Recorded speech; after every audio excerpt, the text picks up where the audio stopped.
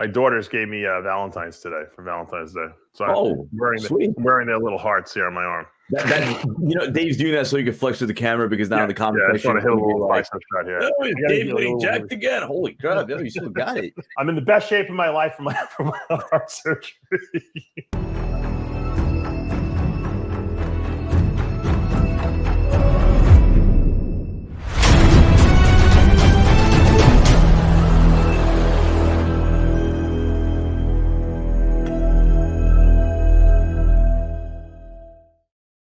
I created Species Nutrition with one mission in mind: to provide bodybuilders and serious athletes with no-nonsense supplements that work. I put my name and reputation on every bottle of Species Nutrition products. If you want to be your absolute best, join the evolution.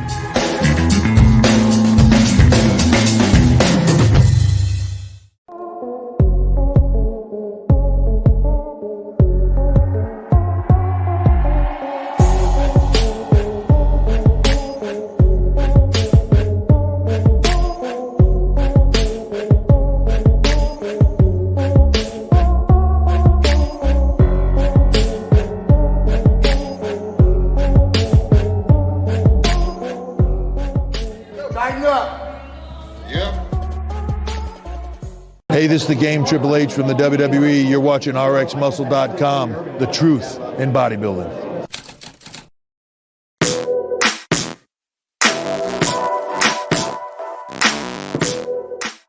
RX Television on RxMuscle.com. This is Ask Dave, better known as hashtag Ask Dave, your 30-minute question and answer show with Dave Palumbo, whatever's in your mind, bodybuilding, non-bodybuilding, diet, training, supplementation, obviously.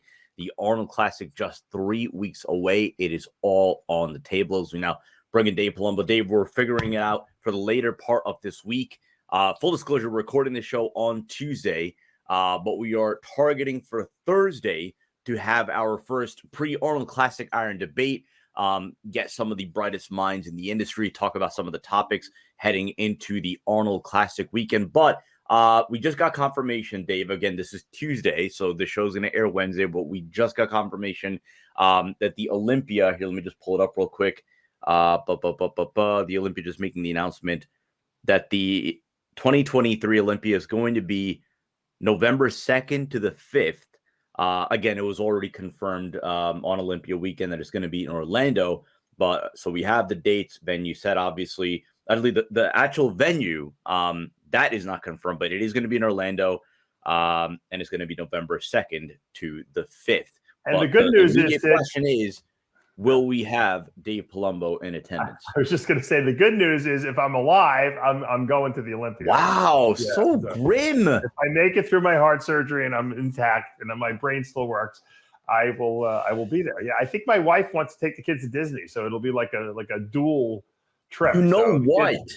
Yeah. My wife said the same thing, so we might have like a Faruqi Palumbo Disney thing or whatever while we cover the Olympia. This could actually happen. This way, the wives will stay busy, and you and I will do our thing. So done. So again, that's confirmed.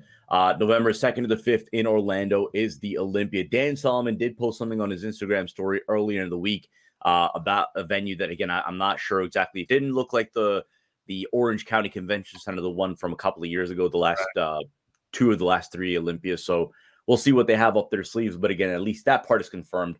But again, we're going to be loading it up now over the course of the next 2.5 weeks with our Arnold Classic, previews, preview segments, analysis, everything that, all the storylines. Obviously, yesterday, Big Ramy posting a very short, limited clip of his back. Ramy talking about, stem cell therapy that he had, and how that was going to help him recover from some of the issues that were evident on display at the Olympia.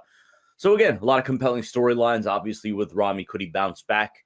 Will he bounce back from what was a disappointing Olympia finish? Let's go. Hold on, Sid. I got to ask you this. I mean, when Ramy puts out something about that he's getting stem cells to fix his back, with 4 weeks to go to Arnold or less now. I mean, realistically, maybe it's going to help moving forward for the Olympia or something like that. But realistically, I don't think stem cells are doing anything for his back in 4 weeks. They got to grow and all this stuff. So I think it's a little bit of window dressing. I personally, I don't know if I even would have addressed it, because I think that it just kind of keeps in people's minds his back. He should just bring a better look to the stage and not worry about what anyone's saying. That's what I would do. But, who knows? On another note, I wanted to mention that on February 25th, that's Saturday, February 25th, will be my Secrets to Becoming a Diet Guru course. Now, assuming that I don't die, or that I don't. Oh my God! Again with this, I have to qualify. This could theoretically be my last guru course. Hopefully, it's not. But you might want to get in on the action on this one, because I'm still sharp as a tack. And it will be all jokes aside. I have to make jokes about the whole surgery thing, otherwise I can't deal with it emotionally. But that's how I deal with things. That's absurdity. You got to look at the absurdity.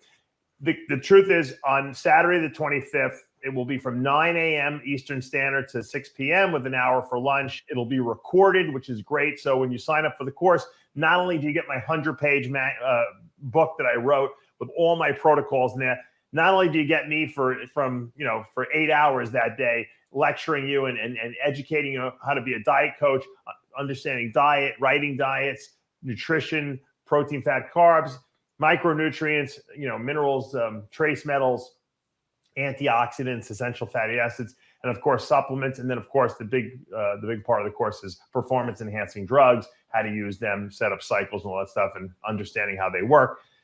You get all that information, but then, because it's a lot of information, because it's online, you guys can watch it as many times as you want on the rebroadcast. A great educational tool. This is probably the most intense diet training course that's out there available now, and it's all science-based. And you know what?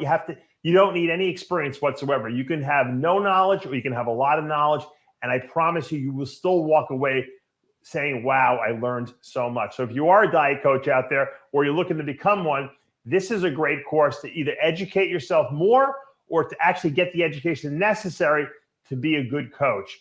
There's no college to go to for coaching in bodybuilding and fitness, but this is the closest thing you're going to get. And you know what? I happen to be a good teacher. I don't want to toot my own horn, but I'm good at what I do. And so I promise you will walk away with a positive experience from this. You can sign up at my DavePalumbo.com website has the link to the Palumbo University page where you can sign up. You'll get a login.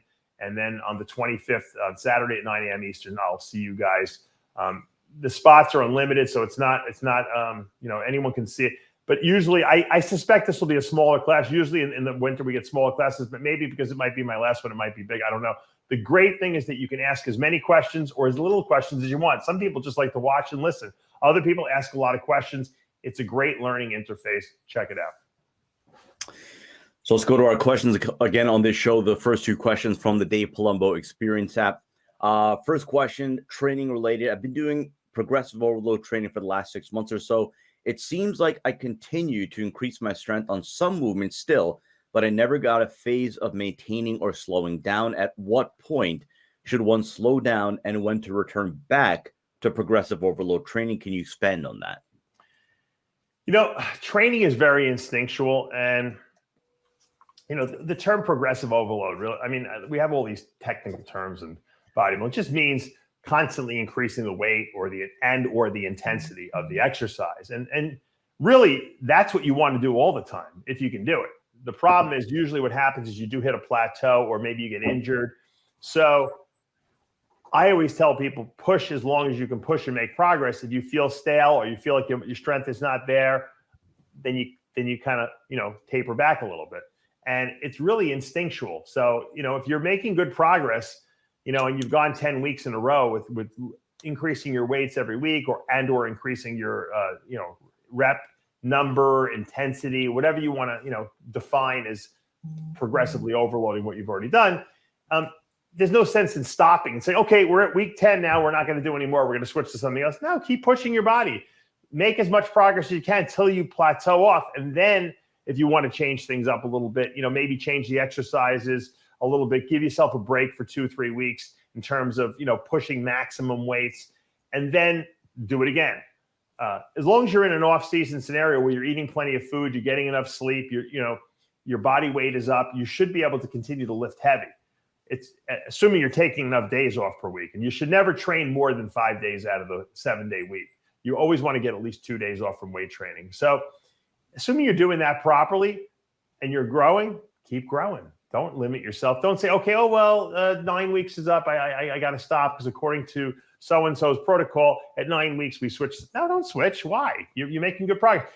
When you hit a diet and you say, okay, you know what? Off season's over. I got to start dieting. I got 16 weeks to my competition. That's a good time to now change up your training a little bit. Second question, again, from the Dave Palumbo Experience app. I spent a decade struggling with alcohol abuse. I'm 35 now, recently sober. I've heard alcohol can do terrible things to the brain. No current symptoms or concerns. Beyond staying sober, are there any supplements or way that I may be able to help my brain bounce back if possible? Well, he didn't say he felt like there was anything really going on. So, there is studies to show that drinking even a little bit of alcohol will cause, dementia or early, brain down. Who knows? You know what the truth is? I'm afraid to do anything. And I read an article. You'll be paralyzed to even get out of bed in the morning because everything is dangerous to your body. You know what? If you have a couple sips of wine at night, before bed, there's nothing wrong with that. Now, this person sounds like they had a serious alcohol problem.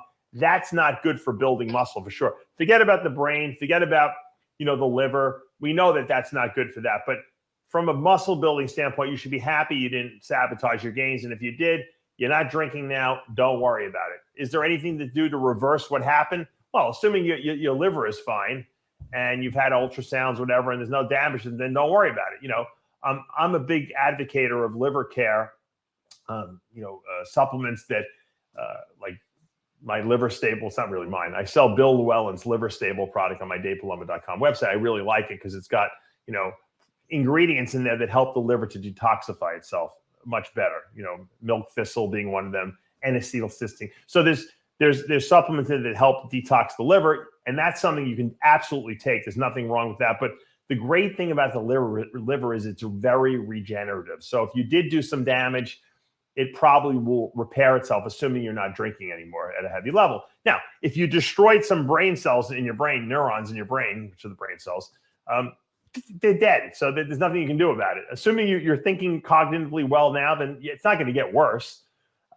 The reason why we have so many extra, millions and billions of these neurons in our brain is because the body knows that over the course of our lifetime, we're going to lose a lot of them. So there's redundancy there. And so, like I said, as long as you're not still doing toxic things to your body, I don't think you have to worry about it. Are you going to be able to reverse what might have been done? Probably not. The liver, yes, because the liver will regenerate. Brain, probably not so much. But there's, like I said, you seem to be fine. I wouldn't get all bent out of shape. Now, these two questions are great questions. These are the type of questions that I receive at the Dave Palumbo Experience app, and I answer every single day. So if you're a member of the app, it's $29 a month. You get access to all my articles I've ever written, all my videos I've ever done in one place. We put up a workout every single week so you can change up your workouts. I answer everyone's questions in an open forum, so you see the question and answer of everyone. And I do a Q&A video like Ask Dave, like this, exclusively for the app every single week. So it's a constant learning experience on the app. It's like having me in your back pocket. You can ask me a question whenever you want. People love the app. We have a lot of members. And, I encourage you guys, if you're looking to continue your education and constantly keep learning, for $29 a month, it's the best tool you can buy. Check it out. Once again, you can go to the App Store or the Android store for that. So those two questions from the Dave Palumbo Experience app. We now take questions from our Instagram feed. Again, if you're not already following us on Instagram, the handle is official_RxMuscle. If you're watching us for the first time here on YouTube, we welcome you. We ask that you subscribe below, hit the notification bell. If you like what you're watching, hit the like button, comment below. We're going to be loading it up now over the course of the next 2.5 weeks with Arnold Classic preview segments. We're going to be scheduling an iron debate, a couple of different topics for this Thursday. And then, of course, in 3 weeks, we will be on the scene in Columbus, Ohio at the Arnold Classic. It'll be Chris Aceto, myself, Kaz, our cameraman. We're going to be bringing you wall-to-wall coverage, anything and everything going on there in Columbus, Ohio. We'll be sure to bring you. So again, subscribe below, hit the notification bell. As always, we appreciate all of your support. A loaded question to begin here. In your interview with Bostin Loyd's mother, she mentioned something to the effect that bodybuilders look great on the outside, but are, quote, dying on the inside. Your opinion on that statement, do you agree with it? Do you think bodybuilders as a whole are less healthy than the average non-bodybuilder? You know, you have to qualify that question, because a lot of bodybuilders out there, and I call anyone who works out with weights a bodybuilder, including women. Okay. So most people who work out to look a certain way and look good are very healthy, much healthier than the average population. They eat well, they train regularly, which is good for blood flow, obviously. And we know that regular exercise is good for the health and for all your blood markers. They take nutritional supplements. So as a whole, most are good. We're talking about elite, bodybuilders and bodybuilders who take a lot of performance enhancing drugs. I think that if it's not done properly, and I think there's a lot of people who just kind of throw care out the window, it could absolutely be dangerous, and it can absolutely be toxic to your body.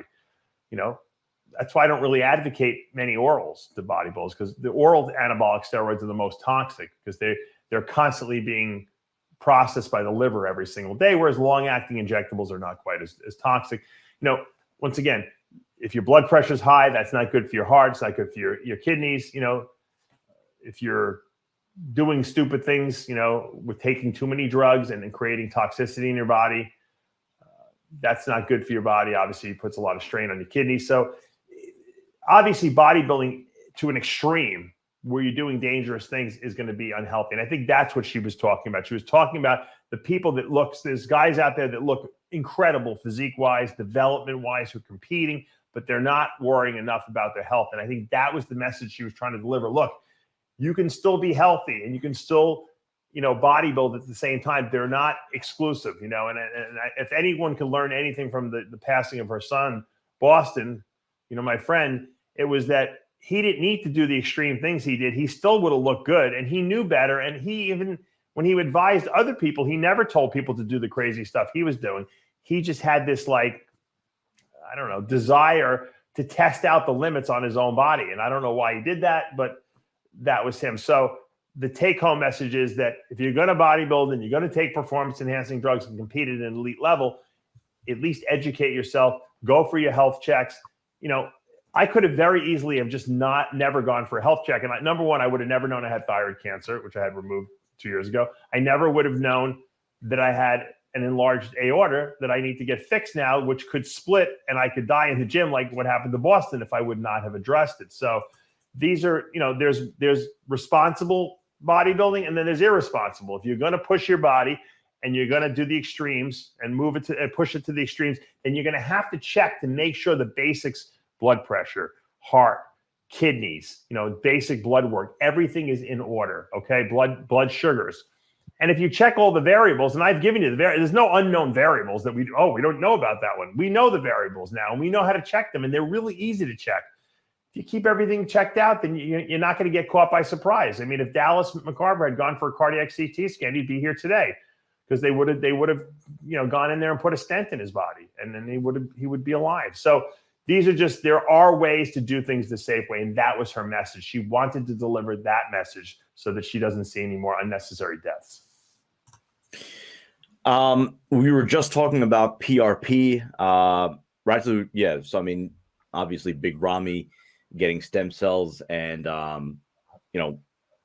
you wondering whether or not this is going to have an immediate impact. But again, people are resorting to PRP, stem cells, other forms of modalities to, recovery from injury or whatever in terms of bodybuilding progression. The question is your thoughts on PRP for shoulder issues specifically. I know you've had surgery on both shoulders. Yeah. Was PRP ever an option for you? Do you think it's a viable option for most people with shoulder issues? I'll tell you, and if you guys have watched my videos in the past, you'll know I tried everything for my shoulders. I did stem cells twice, 2 different doctors, and one set of stem cells were done with PRP too. So they did stem cells, PRP, like once a week for the 3 weeks following. And the problem is that when you have degenerative, cartilage and bone, arthritis essentially, stem cells and PRP are not going to fix the problem. Okay. Now, if you have the stages of the injury where you have some, cartilage that has been abraded or rubbed off, and you're starting to get chronic inflammation and pain, that's the time to address it. In that stage, I think that there's a much better chance because there is still some scaffolding there. So in other words, you have the bone with the cartilage lining it, and you have a couple areas that are rubbed away. That could be fixed. That could theoretically be fixed. The problem is when you do stem cells and PRP, you're not supposed to work out. I remember years ago, I think it was like the early 2000s, I went to this guy in Miami, and he did like GH and prolotherapy, and it was supposed to help heal the joints. This is before my shoulders were horrendous. They were still pretty bad, but they weren't horrendous. And, he said, don't train for 6 weeks. And I took 2 weeks off, not even, so you have to listen to the surgeon. I think that the future is going to be stem cell, PRP type modalities. I don't think we've perfected it yet to the point where we're seeing any real lasting results. I think a lot of it's inflammation reduction, and we get a little bit better feel for the joint, but then a lot of times it comes back. And most of the time, people who are going for these modalities have already destroyed the joint already or done so much damage that it's not reversible. It's doubtful that if Ramy has some kind of a nerve or neuropathy or maybe the stenosis in his spine where the nerves come out, stem cells are not going to fix that. Possibly some surgery to open up those restricted, nerves might help. But the problem is and this will be the future. How like right now we go for maintenance massages, when you're a bodybuilder, hey, once a week I get a massage, deep tissue, it helps me flush we're going to be doing stem cell PRP treatments preventatively, I think. And so once a month you'll go in, you'll get some stem cell shots, it may be IV'd into your body, and those stem cells will know how to target the right areas, and they'll fix stuff. That's how that's my vision of what the future will probably be, more as a preventative than as a damage control thing after the fact. Certain injuries do respond very well to PRP. Tendonitis, tendonesis, responds really well. Certain muscle tears, will help the healing process a little faster. Once again, chronic degenerative problems don't usually respond that well, but it doesn't hurt to try. The modalities are affordable enough now that you can give it a shot, but everyone has their own little protocols, and there's no standardized anything. And the reason is because they don't really know if it works. But the guy who did my foot, he extracted stem cells from the bone marrow of my pelvis while he did both surgeries, and he just he injected them right into the area where after he closed me up. And I said, do you think they help? He goes, they can't hurt. So a lot of surgeons are progressively thinking in that direction, that it can't hurt at this point. Let's see if it does something. But I don't think anyone has any definitive, data to say this does work, this doesn't. We did get this question or something very similar just a few weeks ago, but I did want to address it again because I think this is something that, we talked about it a couple of weeks ago about training a body part once a week or twice a week, but This is more so compartmentalizing legs, right? So you train biceps and triceps separately in 2 different days to improve the arms. If I want to improve my legs, is it a good idea one day quads, some days after train hamstrings? And I mean, the reason I'm bringing this question up, Dave, is because now, you see this on social media. You see, so many varying opinions with different trainers, different coaches, where, they're separating training for hamstrings, for quads, for glutes. Glutes has become like its own department in itself. Obviously, calves is its own different area. What would you say in regards to somebody who wanted to split up leg day in terms of throughout the course of the week? Yeah. I split leg days when I was training for part of my career. Part of my career, I kept them all together.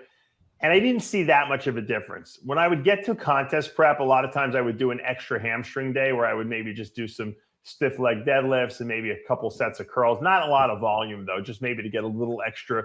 Because back then we would think, maybe if that's the area where you hold fat, maybe you could burn a little extra fat. I don't think that's really the case. I think doing like a hamstring day in addition to your to your leg. So in other words, if I would do leg day, I would do squats, leg press or hack squats, leg extensions, and leave the gym. And then I would come back a second day and I would do my hamstrings. I wouldn't do all my legs and my hamstrings and then come back again and do hamstrings, separately.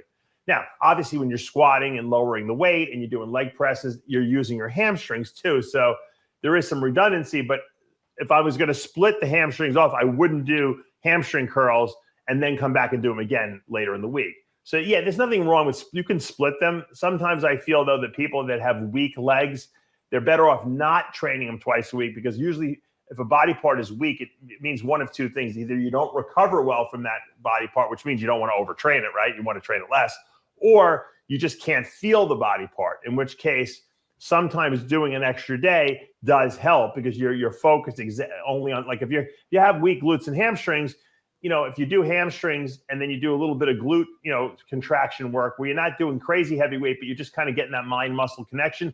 When you go back to your original squat day, where you're doing the compound movements, you might feel those muscles a little better because you're getting a good connection. What I found was later in my career, when my legs were so good that I can really have a good mind muscle connection, I didn't need to do a second leg day, because I just was able to feel all the muscles working when I squatted and or leg pressed or hack squatted. There was never a doubt that I was working my hamstrings or my glutes or my quads. I could just feel them. So you can use it, but use it as a tool. Don't overtrain. If you have a weak body part and you do too much, your body part will not get better. It will get worse, because it's going to have trouble recovering from that workout. So there's a fine line between doing too much and doing too little. And you got to find that balance for you, because everyone's a little different. Let's go to Big Daddy Jenks. Is there a need to take insulin with GH, even if GH doses are kept small, under 4 IU? I work with athletes, okay, that now every standard protocol for me, especially in off season, is test your blood sugars. I have my guys go out, my girls go out and get blood sugar monitors from Walmart for $9. There's no excuse, right? For $9. Test their blood sugars when they wake up in the morning. And you'd be shocked.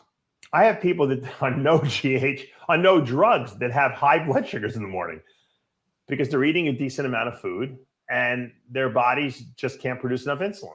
And if they're not producing enough insulin, from a health standpoint, that's not good, because you're obviously accumulating damage from high blood sugars in the morning. But from a growing standpoint, you're not absorbing your food at, to its full effect. So in that case, we will substitute with some insulin. I have other people that are huge bodybuilders that eat a ton of food, take GH, and have normal blood sugars. I'm like, well, you don't need insulin. What are we going to give you insulin for?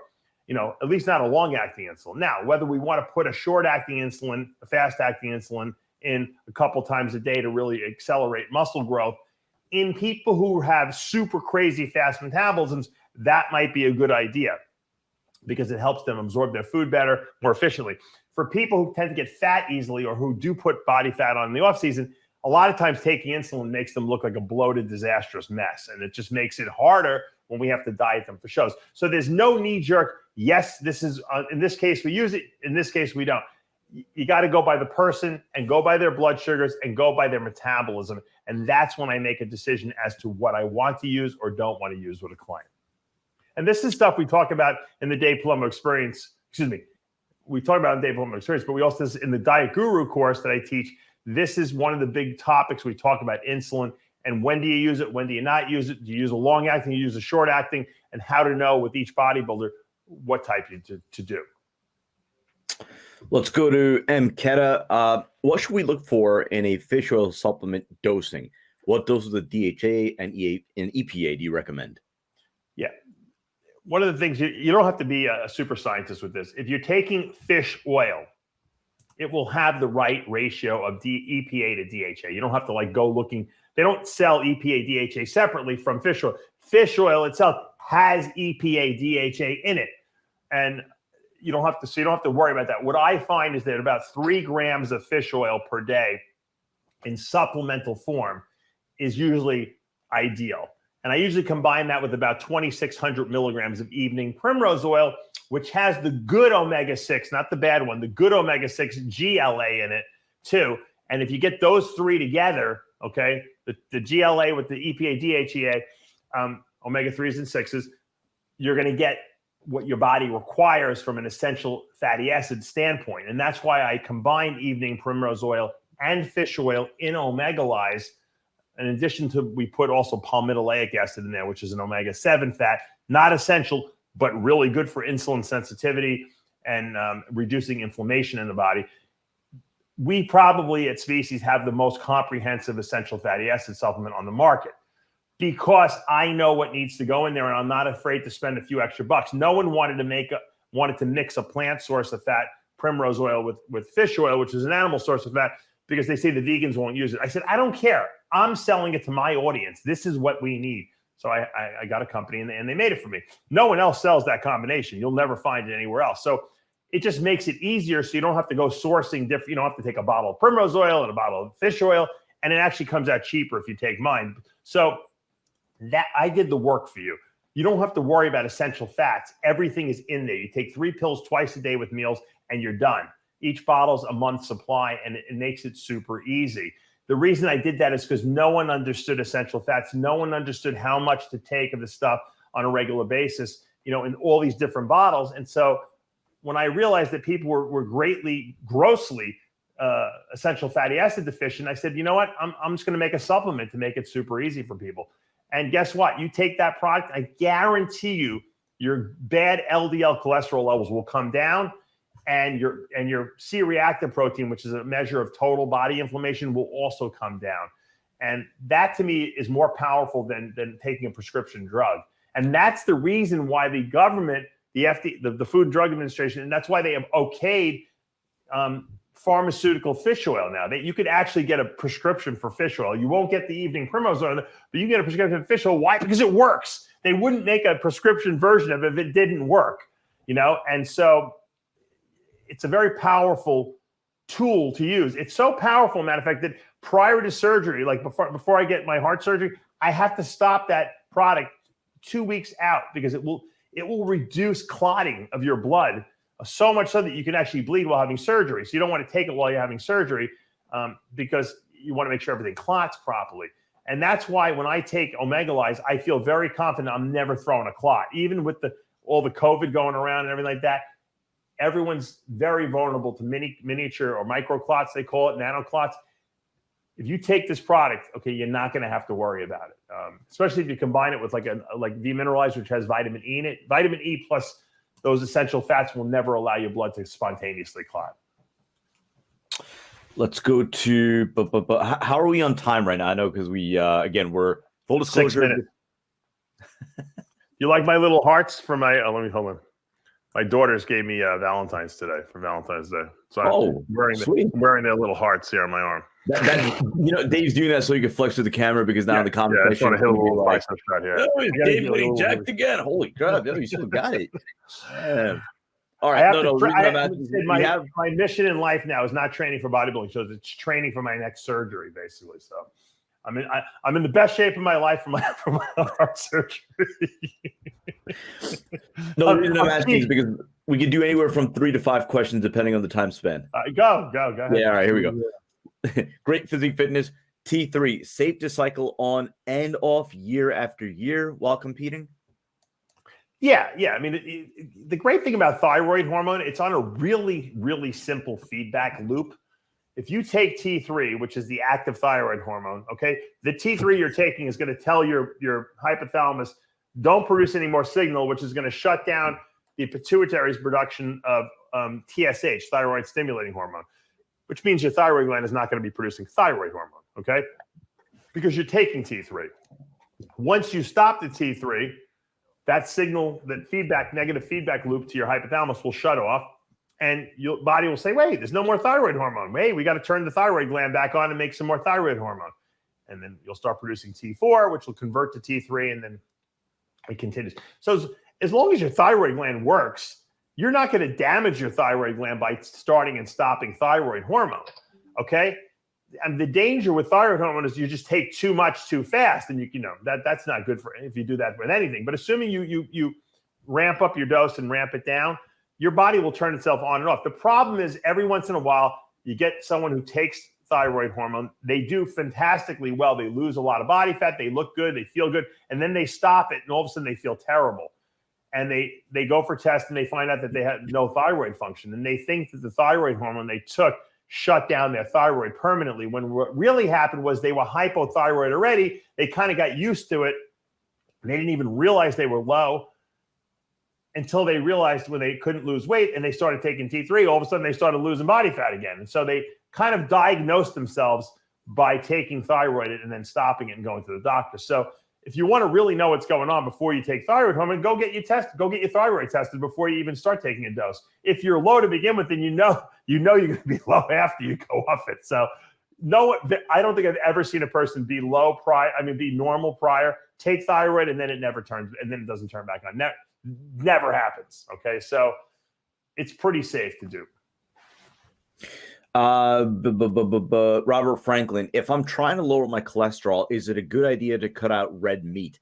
I hear so many conflicting thoughts on the matter, with some people swearing by red meat not being an issue. I guess if you want to tilt this obviously a little bit more towards bodybuilders.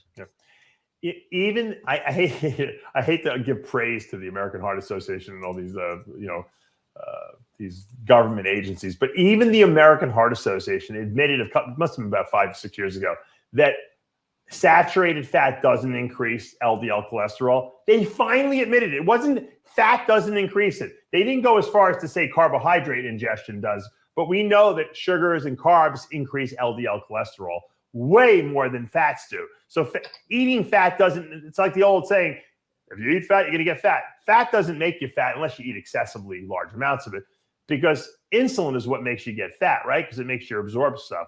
And what causes insulin release? Carbs. So carbs cause you to get fat. Carbs cause you to have increased LDL cholesterol if you have too much of it.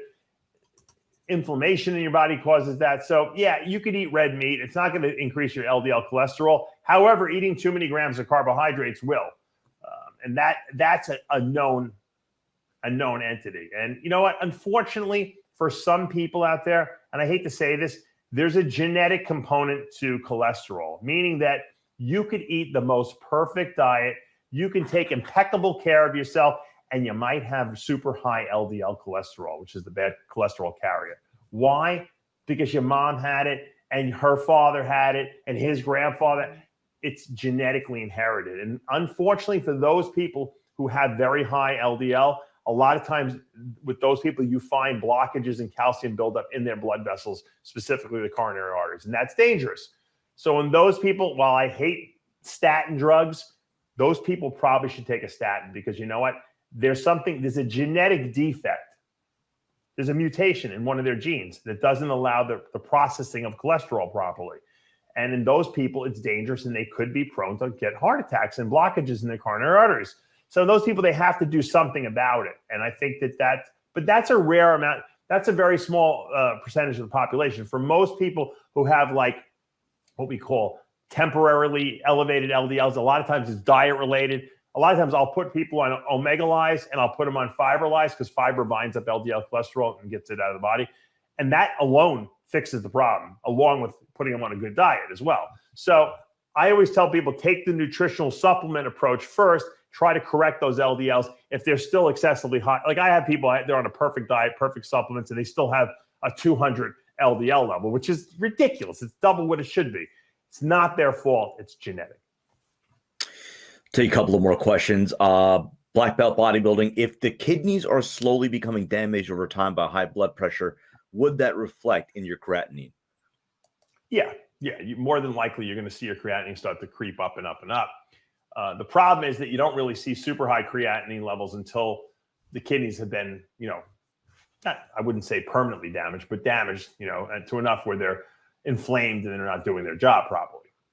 Now, I've found that even with creatinines of 2.0, which is really high, that the kidney damage or kidney function can be restored if you do the protocol that I tell you to do, my 3-week detox that I give out for free, which includes a product called Kidney Stuff. Kidney Stuff is really, I even reached out to Lee Haney. Lee Haney went on the record a while ago and doing an interview where he said that, he's in stage 4 kidney disease because he's got focal glomerulosclerosis, which is a autoimmune disease. He's had it, for the last 20 years. And I told him to get on some kidney stuff because it really does open up those vessels and those kidney tubules, allow them to filter better. So it is what it is, but it is reversible. The the trick is to address it aggressively and fix the problem, get those kidneys. The kidneys will regenerate. They just take longer than the liver. So whereas the liver might regenerate in a month or two, the kidneys might take 6 months to a year if the creatinine is higher than it should be. I'm talking really high. But I see guys that come to me with 1.5, 1.6 creatinines, which is over what I'm comfortable seeing. But we get that down in usually 8 weeks, assuming that they listen to the protocol I give them. Last question from Swole Ginger. In your opinion, what's better, to inject small amounts every day or doing shots of larger amounts 2 to 3 times a week, regardless if it's a fast-acting injectable or not? Listen to me. If you've been on a cycle more than 8 weeks, you probably will go crazy if you have to take a shot every single day. It's not fun. The first couple are fun. Then it becomes a chore. And then you have to find a place where it doesn't hurt anymore because every place is sore from you injecting it or swelled up. There's no reason to inject every single day. You don't get better results like that. If you do 3 times a week or every other day, splitting up your shots, that's more than adequate. I mean, you do not need to inject that many times a day. These compounds are long-acting compounds for a reason. You're not taking a water-based drug every single day, like test suspension or something like that. You're taking something that has a long half-life to it. So if you're taking it, let's say testosterone and anthate are sipping peaks like this. The first day or 2 or 3, it goes up here. And then, by the end of the week, it's up here. And then it kind of levels off. And then it starts working its way down over 3 weeks, right? Well, when you get to here, if now you're taking the next shot is rising. So as this one's dipping down, the other one is like this. So it takes days and days for these things to kind of match each other's peaks. So you never really are low, ever. If you're taking a water-based drug or an oral and that's it, you're going to get spikes like this every single day. And of course, there's going to be points in the day where you're down into the sewer. So you're going to have highs and lows. And that's why water-based or oral drugs alone make people usually feel crappy. They get moody because 1 minute they feel great, 1 minute they feel depressed. I don't like those. If you're going to take orals or water-based drugs, you have to take something long-acting with it to keep it even level there. But once again, as long as you're taking long-acting drugs, which is what most people do, because if they're safer and they're effective, every other day is fine. That's going to do it for this episode of Ask Dave. Reminder, this upcoming week and over the course of the next couple of weeks, we're going to be having Arnold Classic preview segments. So later this week, keep an eye out for Iron Debate, where we're going to be splitting up different topics for the upcoming Arnold Classic. Right now on the channel, all new episodes of Heavy Muscle Radio, our brand new show, Rips and Rants with Dave Palumbo and John Romano. Obviously, this airing Wednesday, so yesterday's episode of After Hours, and then tomorrow, all new episode of Iron Rage with Lee Priest. For Dave Palumbo, I'm Sadiq Faruqi. We'll see you next week. Don't forget Secrets of Becoming a Diet Guru course. Sign up now.